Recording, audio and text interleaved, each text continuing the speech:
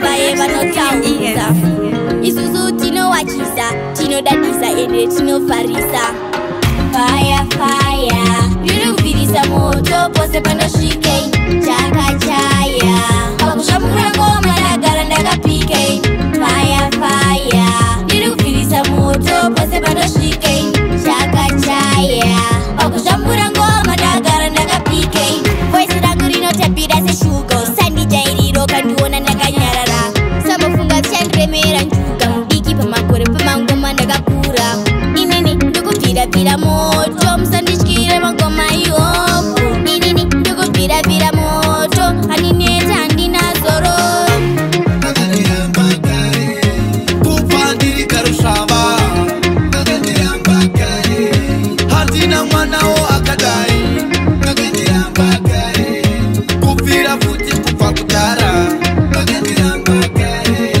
handina mwanawo akadai. Kuramba suwa ndakarangwa, matiri akusafaya. Taigara munhu wekutambura, munhu wekutambura, chingavu ndisina wekupingwa.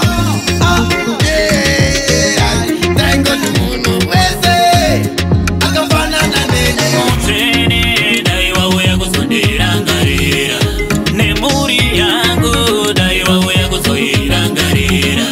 Pandinochema dai wauya kuzondirangarira, pandinofamba dai wauya kuzondirangarira.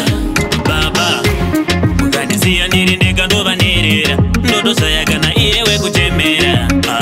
Misodzi inoyerera, hapana kana anopokota. Ibaba nyasha dzenyu ngadziuye kwandiri. Baba nakuda kwenyu. Muna mato wangu mwari dematipa mukana, saramba takabatana. Muna mato wangu ndoda tirambe tichidana, natisazosiyana. Muna mato wangu mwari tirambe takabatana. Muna mato wangu ndoda tirambe tichidana. Andidi kukusaya usere nerudo, moyo wangu unobaikana. Kugara ndisinaya ndiswere ndiripo, anoita zvibatane. Vamwe ndivo vanosora katona tiri tu, saterere vanorwadziwa. Muna mato wangu Kanobvaira neni nyangwe ndisina dzoti, kanodada neni nyangwe ndakatengera bombi. Kanoti kanondida iwe kanondida nyangwe ndine mahobi. Kanoti kanondida iwe kanondida ndakasata satuki. Nyangwe mhepo dzavo dzavanosairira, inonzi gobe tusenda ndoyandobairira. Pavanokuza zvakawanda ingotsikitsira, usavapindure ingovanyararira. Varipo vachauya vachakunyengedzera, mashoko avo semhepo achakufifitira. Usachinja moyo ramba wakasonyirira, usazvitsvage nyangwe vakakushayinira. Iyo nziyo yerudo ndakushaurira, iyo nzira yerudo ndakusarurira. Dai uri chirimwa ndaikusakurira, ndise muhana mako ungonikumbatira. Mimi simundiringe ndichidekedzera, usandikanganweti yapa unonyengetera. Ndiri kuedza nepose pandinofungidzira, ndiwe wangu ndichakusevedzera.